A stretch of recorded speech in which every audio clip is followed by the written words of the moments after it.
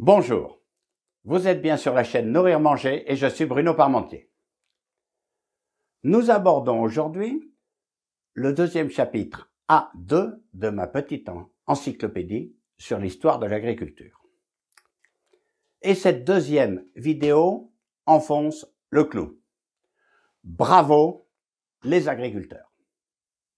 Bravo les agriculteurs, vous avez vraiment assuré au XXe siècle, car non seulement vous avez augmenté massivement la production agricole mondiale et française pour pouvoir nourrir 5,5 milliards d'habitants de plus sur les mêmes champs, mais en plus, les prix réels de la nourriture ont baissé considérablement. Cette question est en fait contre-intuitive, car chacun a l'impression que les prix de sa nourriture augmentent. Mais c'est pas le prix brut qu'il faut comparer.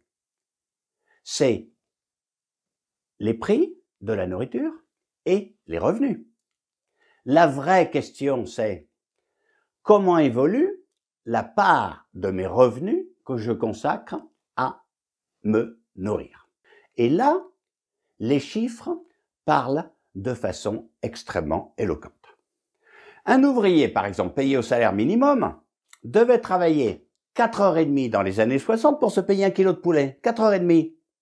On n'avait pas fait énormément de progrès depuis la politique sociale du bon roi Henri IV. Vous vous souvenez? Il disait la poule au pot, la poule au pot. Enfin, la poule au pot le dimanche à ce tarif. Il n'y a pas de poulet le lundi, hein. Aujourd'hui, un travailleur au salaire minimum, en 1 heure de travail, se paye 1 kilo de poulet. Mais attendez, ça change tout. Parce que maintenant c'est poulet le dimanche, côte de veau le lundi, rôti de porc le mardi, saucisse pure avec les enfants le mercredi, poisson le vendredi, etc. On mange bien partout en France. On mange beaucoup mieux en France aujourd'hui qu'avant. Et tout le monde peut se payer un minimum. On n'a absolument plus peur d'avoir faim dans notre pays. Plus aucun enfant ne meurt de faim dans ce pays. Du coup, réalisons qu'on consacre dorénavant très peu de ressources à nous alimenter. En 1960, en moyenne, quand on recevait son salaire, on dépensait 38% de son salaire pour manger. Aujourd'hui, à peine 14%. Alors, c'est un peu plus parce qu'on mange plus souvent au restaurant ou à la cantine. Enfin, c'est énorme comme changement. Le poids de la nourriture à la maison est passé de 38% à 14%. Et quand on regarde les premières lignes de ce tableau, on s'aperçoit qu'en 1960, on consacrait 2 fois plus à se nourrir qu'à se loger. Et dorénavant, c'est l'inverse. On s'en consacre plus d'argent à se loger qu'à se nourrir. Et quand on regarde la dernière ligne, il y a de quoi réfléchir. Les jeunes consacrent aujourd'hui davantage d'argent pour leurs loisirs que pour manger. Ils dépensent davantage en téléphone portable, en sortie au restaurant, en pot, en vacances, etc., que en nourriture. Mais attendez, c'est une révolution complète. Chez nous, grâce au progrès de l'agriculture, l'alimentation est devenue un poste relativement mineur. On peut même dire que c'est grâce aux agriculteurs qu'on a pu se payer le téléphone portable. Et moi je dis bravo les agriculteurs français. Mais tiens, à ce stade, qu'en est-il de la France par rapport aux autres pays? Quel est le bon pourcentage de ces revenus qu'on devrait consacrer pour se nourrir? 38% comme avant? 14% comme aujourd'hui? Ben je ne sais pas moi, 10%, 5%? Ah ben tiens, je vous invite, on va voyager pour voir comment ça se passe dans d'autres pays. Alors, on commence par aller en Europe. Alors, les pays qui sont proches de nous, ben, grosso modo, ils dépensent à peu près pareil. Alors, il y a une petite différence en Europe entre les pays du Sud et les pays du Nord. Dans les pays du Sud, on aime la nourriture. Alors, la Grèce, l'Italie, l'Espagne, le Portugal, la France, on est à peu près à 14-15%. Dans les pays du Nord, c'est un peu moins. Ça devient 11-12%. Ah oui, mais on n'a pas tout à fait la même conception de la nourriture. Regardez par exemple, allons aux Pays-Bas. Aux Pays-Bas, à l'heure du déjeuner, ce qu'ils appellent déjeuner, eux, ça consiste à prendre une tranche de pain de mie. Alors déjà, moi, dans le mot pain de mie, il y a le mot pain qui me choque, mais enfin bon, tranche de pain de mie. On y met une tranche de jambon carré, une tranche de fromage carré, une autre tranche de pain de mie, et on mange ça devant l'ordinateur, on appelle ça déjeuner. Alors bon, ben, s'ils appellent ça déjeuner, oui, mais du coup, ils dépensent beaucoup moins pour manger, évidemment, ils en sont à 11%. Mais ça n'est pas fini. Allons voir un peu plus loin. Dans l'Angleterre du Brexit, ben, ils ont franchi la barre symbolique. Eux, c'est 9% de leurs revenus pour manger. Je ne sais pas, moi, la gastronomie anglaise, ça vous fait envie, vous? Je ne suis pas sûr qu'on soit plus heureux en ne dépensant que 9% de ses revenus pour manger au lieu de 14%.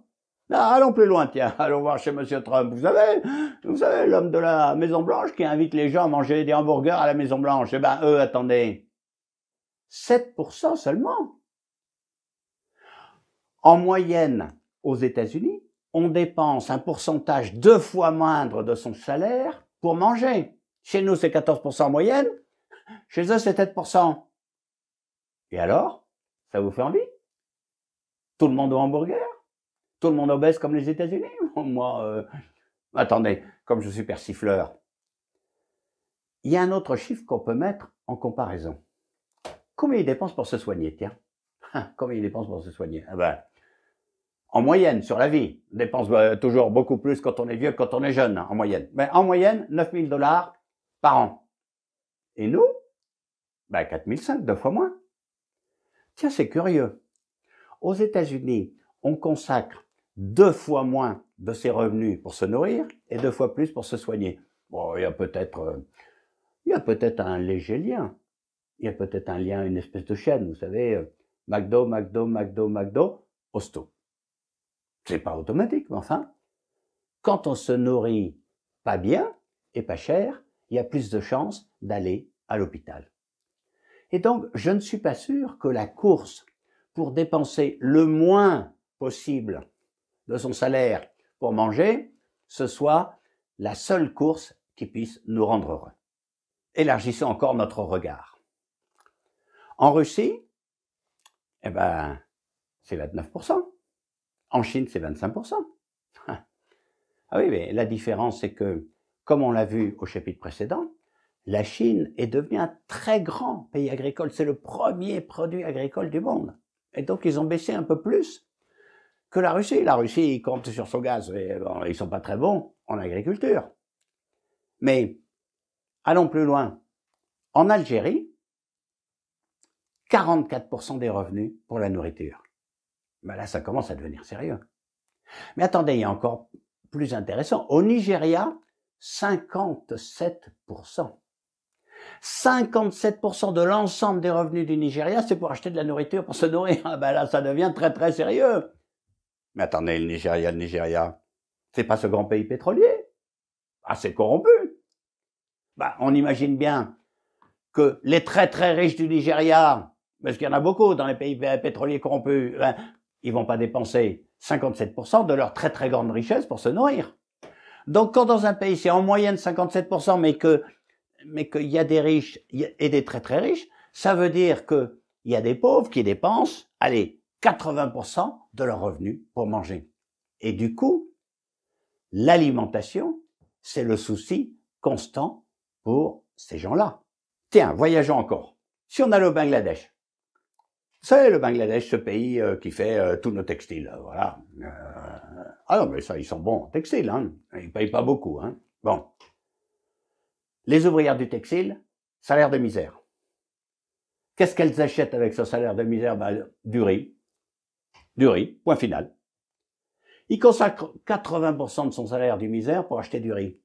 Je peux vous dire que l'ouvrière du textile, elle ne sait pas très bien combien vaut le t-shirt en France, mais alors le cours mondial du riz, ça la passionne. Parce que quand le cours mondial du riz double, elle ne peut plus dormir. Ah ben, ses enfants s'accrochent à ses basques en disant « Maman, on a faim, on ne peut pas dormir, c'est insupportable ».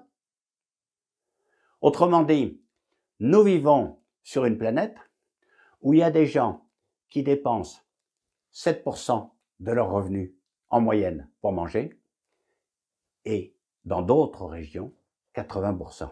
Autrement dit, le rapport à la nourriture n'a plus rien à voir entre les différentes régions du monde.